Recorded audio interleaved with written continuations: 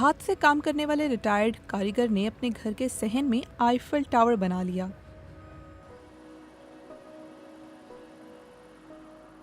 ऐसा करके John Claude फसलर ने अपनी जिंदगी का पुराना ख्वाब मुकम्मल किया है।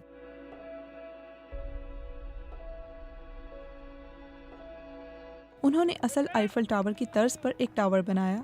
असल Eiffel tower architect Gustavo Eiffel ने बनाया था, जिनके ये पुराने मद्दाह हैं।